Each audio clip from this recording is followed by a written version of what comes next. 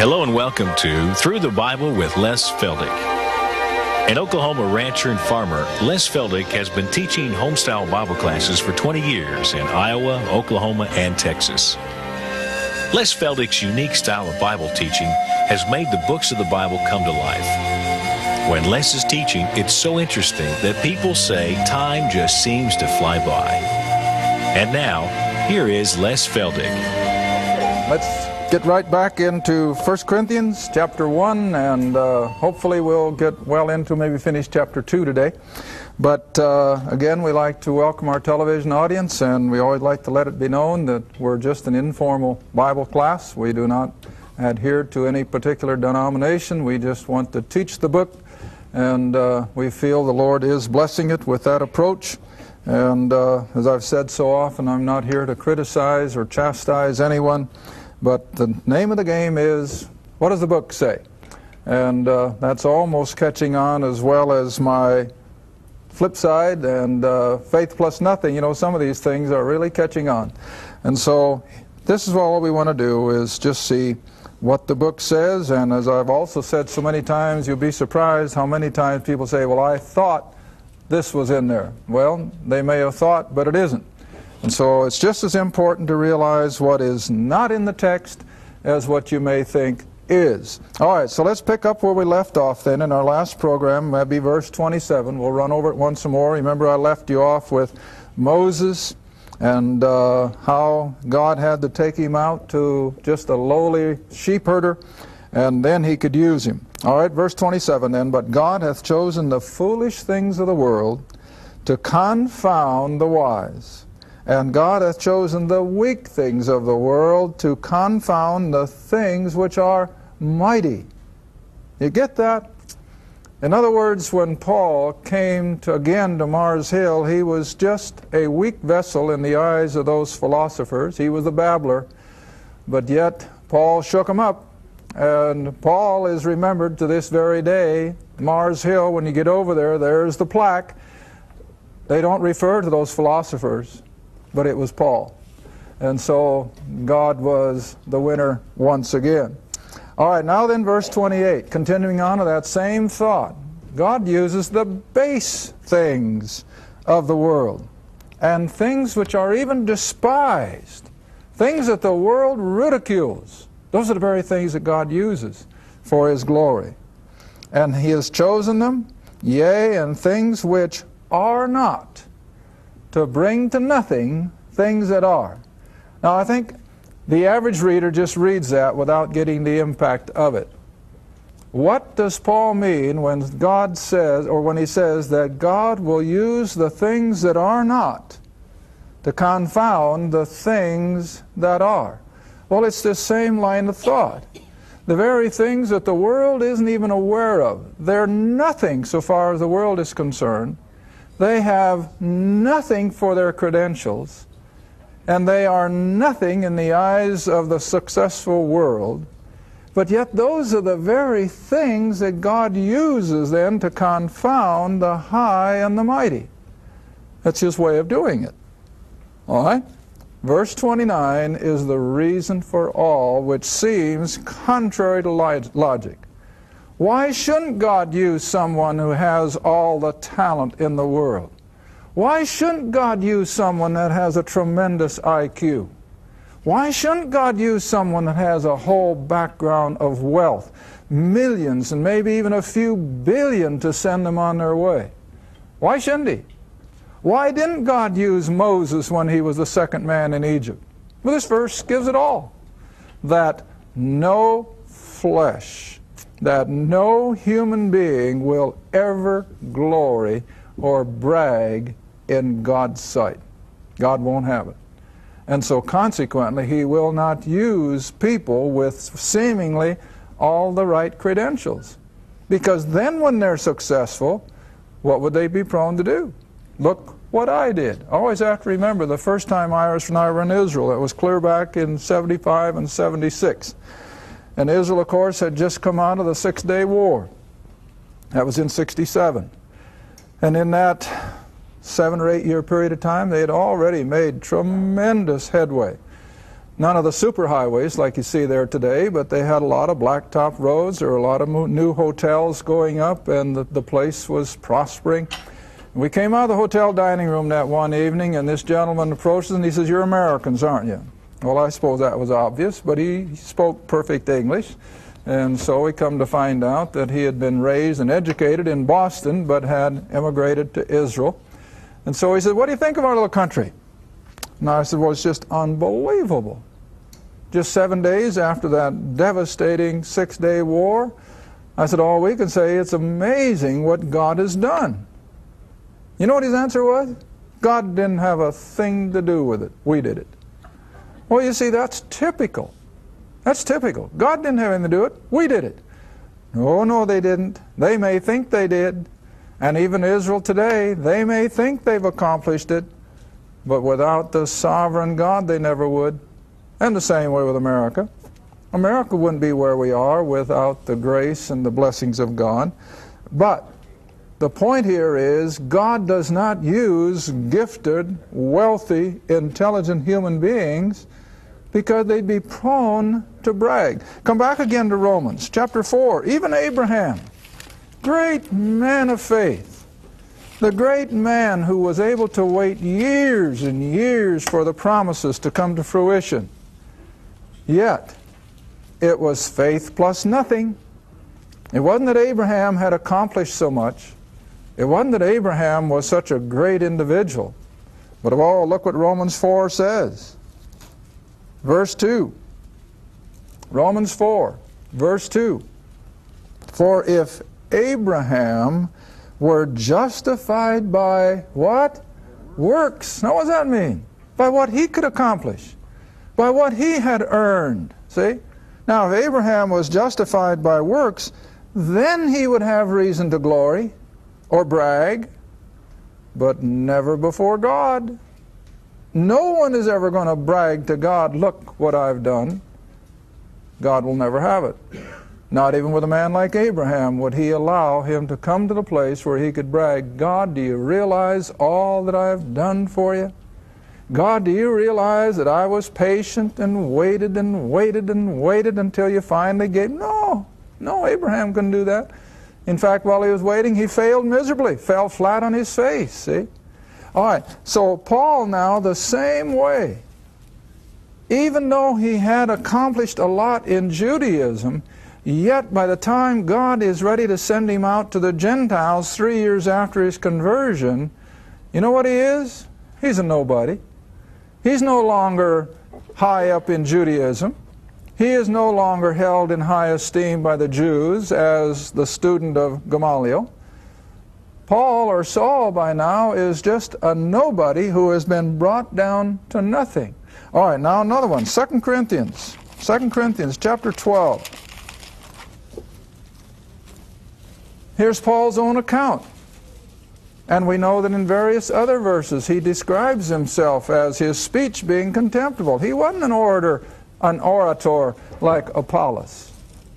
Evidently he was not a big, tall, handsome fellow that just simply drew people. I remember one of the men that has meant a lot to do in my learning experience. He was a tremendous preacher. Man, he stood about 6'4", as handsome can be. He always dressed just, what shall I say, perfectly. And he had a tremendous voice. He had a tremendous delivery.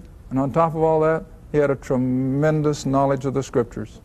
And I'll never forget one of my first questions to him years and years ago. I think Iris and I had just recently been married. And I asked him something, and he was the first one to give me what I have passed on to you over and over. Whenever you read something in the Scriptures, always ask yourself first, to whom was this addressed? And he was one. I mean, he had everything from outward appearances going for him. And he was a great servant. He, I think, just passed away this last spring, probably up in his 90s. But I've always held the man in high esteem. But he's one of the few. He's one of the few. Now look what Paul had to put up with. 2 Corinthians chapter 12. Verse 4, for sake of time. He had an experience. He wasn't quite sure of how it all happened, but he knows it happened. And so he says, how that I was caught up. Now he used the word pronoun, but he's speaking of himself. How that he was caught up into paradise, that is, into the heaven of the heavens, heard unspeakable words, which is not allowed a man to utter. In other words, he actually heard the angelic conversations. He actually saw the very throne room of heaven. And so he says, verse 5, of such a one would I glory. In other words, it was such a thrilling experience that it was all he could do to keep from bragging about it. He was human, see? And so he says, of such a one would I glory. Yet of myself I will not glory, except in my infirmities. And then verse 6, for though I would desire to glory. Now what's he saying? He's human. It was all he could do to suppress that feeling of wanting to share with others what he had seen and heard. But he knew he dare not because God told him not to. And on top of that, God had to do something physically to the man so that he would never forget that he was not to share it. So read on. Verse 6, for though I would desire to glory, or to brag, I guess is the word we would use, I'll not be a fool, for I will say the truth. But now I forbear, lest any man should think of me above that which he seeth me to be, or that he heareth of me. In other words, it's just like many other things concerning the Scriptures. If Noah's Ark could be discovered and laid out there for public scrutiny without any doubt, that's Noah's Ark, what would mankind do with it? They'd make it a shrine and they'd worship the silly thing. See? And the same way with many of these other things. If man could just put his finger on it, the first thing you know, the world would beat a path to its door and they'd be worshiping it. Paul's saying the same thing. He said, if I were permitted to share what I saw and heard in that experience, people would be falling at my feet trying to worship me. So he says, I dare not. I dare not. All right, now then, in order to keep him humble, what does God do? And lest I should be exalted above measure. In other words, lest I should come to the place that people would try to worship me because of what I'd seen and heard. Lest I should be exalted above measure through the abundance of the revelations. See that? There was given to me a thorn in the flesh. Now I imagine every one of you at one time or other have had a thorn. And they just pester you. They pester you until you can finally get rid of it. All right, Paul was given a constant pestering thorn in the flesh as a constant reminder. Paul, don't you repeat these things. Don't you get puffed up. Don't you try to reveal to the world all that I've shown you. So he says, I was given a thorn in the flesh, the messenger of Satan. Now you got to stop a moment. Does God ever inflict discomfort or pain himself? I don't think so. But who does God permit to do it for him? The devil himself. You remember Job? God didn't inflict Job. Who did? Satan did. And God limited him. God says, that's all right, Satan. You can touch him, but you can't take his life. You can do this, but you can't do that. All right, now same way here. God didn't put the thorn of his flesh. He caused Satan, or a messenger of Satan, to buffet me. And here again is the reason. Lest I should be exalted, what? Above measure. In other words, Paul is saying, this was all done to me to remind me that I'm not who I'd like to think I am. I'm still a nobody. See? And that's what every one of us are. In ourselves, we are a nobody. But, flip side is, in Christ, then what? We become somebody. Absolutely. Okay, come back to 1 Corinthians. Verse 30. But Paul says, of him are you in Christ Jesus, who of God is made unto us wisdom and righteousness, sanctification and redemption. What else could any man hope for, or any woman? Now here again, the world thinks this is foolishness. The world thinks to have the assurance of redemption is just so much foolishness. The world certainly doesn't want any part of sanctification and holiness. That's just not their bag. Always have to remember a dear lady that started asking her neighbors to come to a Bible study, and they just said, hey, now wait a minute, we're not into that stuff. Well, that's typical. And I told her, I said, don't be shocked. I said, I could have told you before you ever asked that that's what you're going to get. All right. But verse 31, that according as it is written, and again, he goes back to the Old Testament. In Jeremiah, I think it is, according as it is written, he that glorieth. Now remember what word I'm using for glory? Bragging. See, boasting is the word Paul uses. That according as it is written, he that boasteth or braggeth or glorieth, let him only glory in one area. And what is it? The Lord. Without him we're nothing. Absolutely nothing. None of us are. But in him, in his power, none of us have any idea what we can accomplish. We can shake this old world to its bootstraps if we would just step out by faith and do it. All right, now let's move on into chapter 2, and here we come to this concept which I told you one commentator mentioned concerning the Corinthians, that it was based on the various wisdoms. The wisdom of this world set up against the wisdom of God.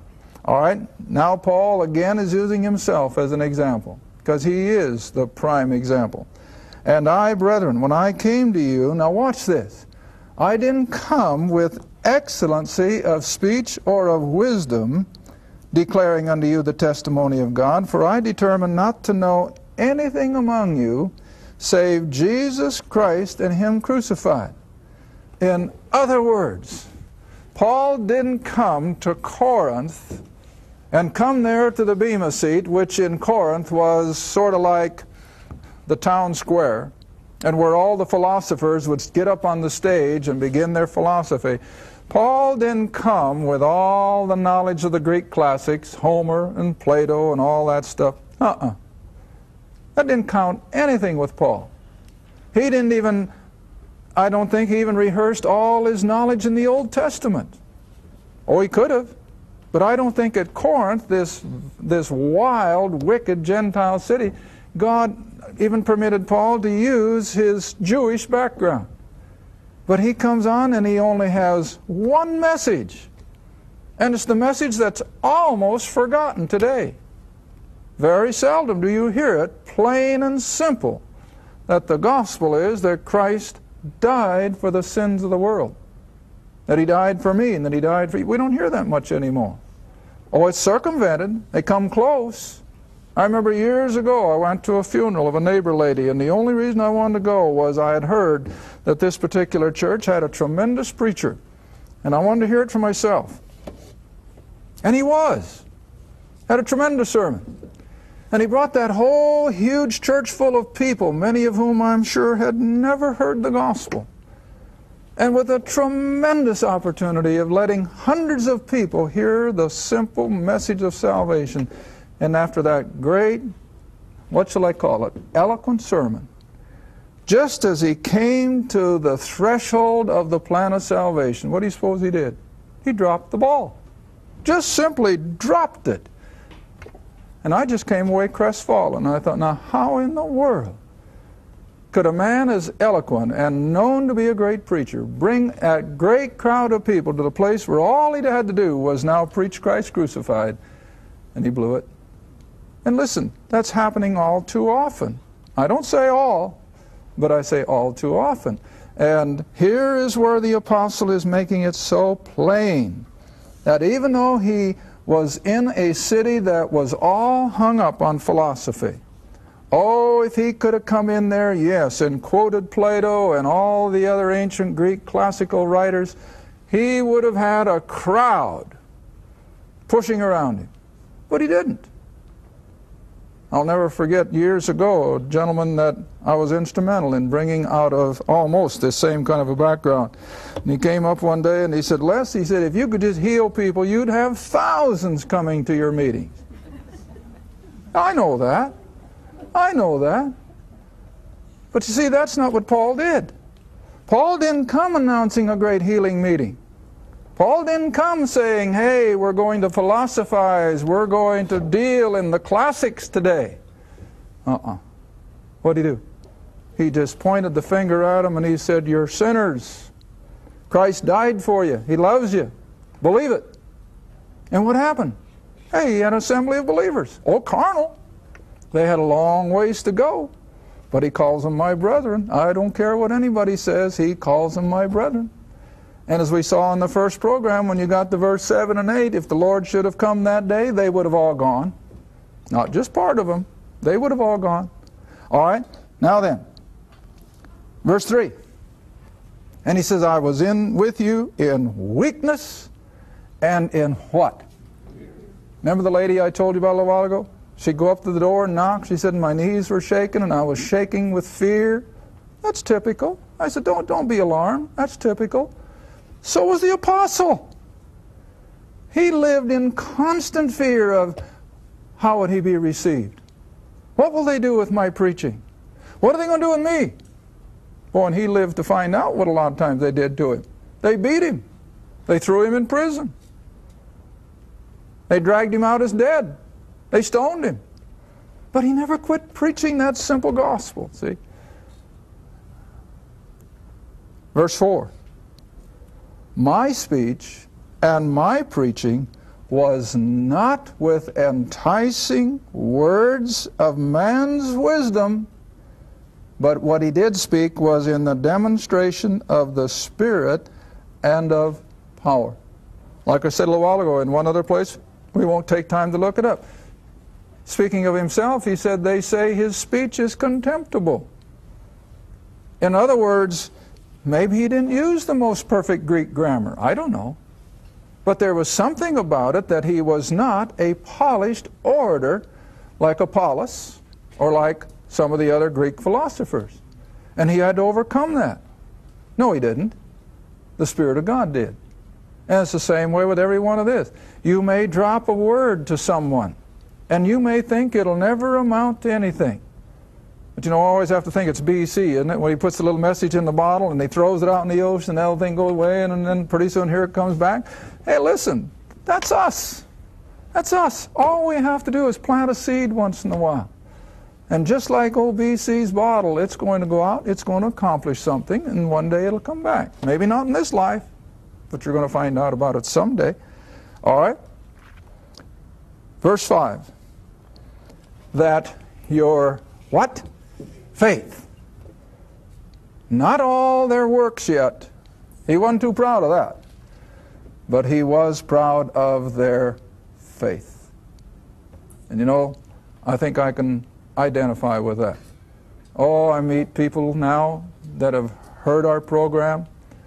They've become believers. I don't know how far they've advanced in their Christian walk, but just to hear them give the testimony.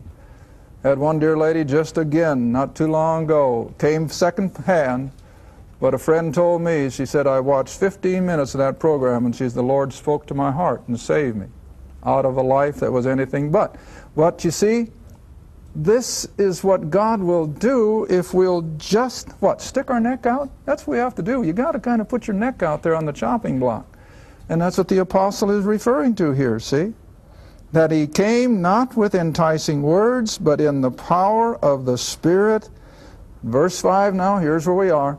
That your faith should not stand in the wisdom of men.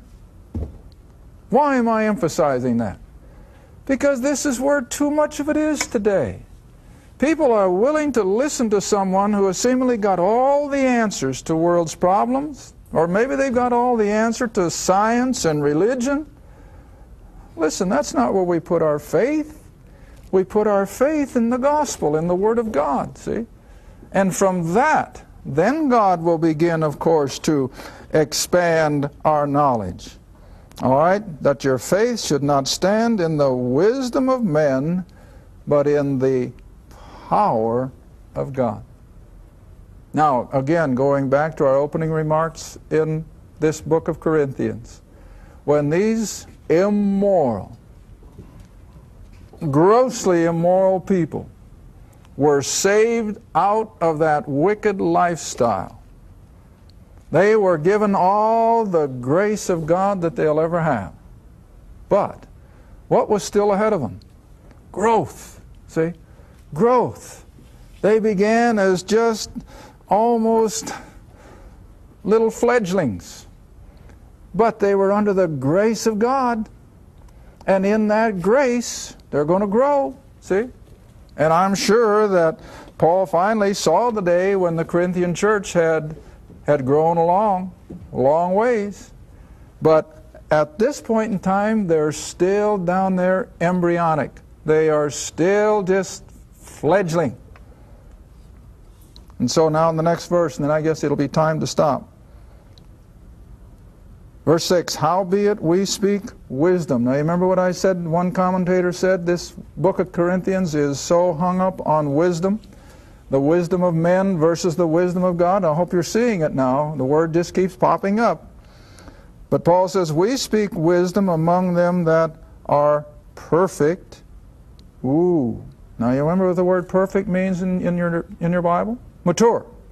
Not perfect or sinless, but they had reached maturity. Now here again, that almost flies in the face of what the man has been saying. Why does he call these carnal, weak Corinthian believers perfect? Well, I've already told you. They were on all the grace of God they'd ever have. And that grace was sufficient.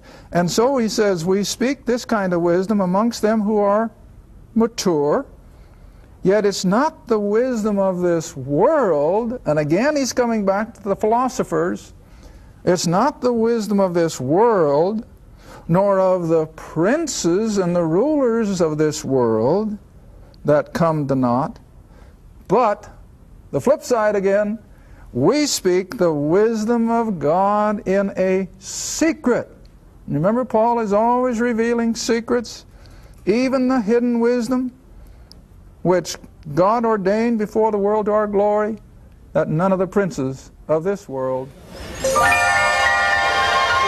Thank you for watching Through the Bible with Les Feldick, a weekly Bible study. If you would like more information about the Les Feldick Ministries, a Bible study in your area, or about this program, write to Les Feldick Ministries, Route 1, Box 760, Kinta, Oklahoma, 74552. That's Route 1, Box 760, Kinta, Oklahoma, 74552. Bible with Les Feldick is viewer supported, and your gift is appreciated. Thank you, and be sure to tune in next time for Through the Bible with Les Feldick.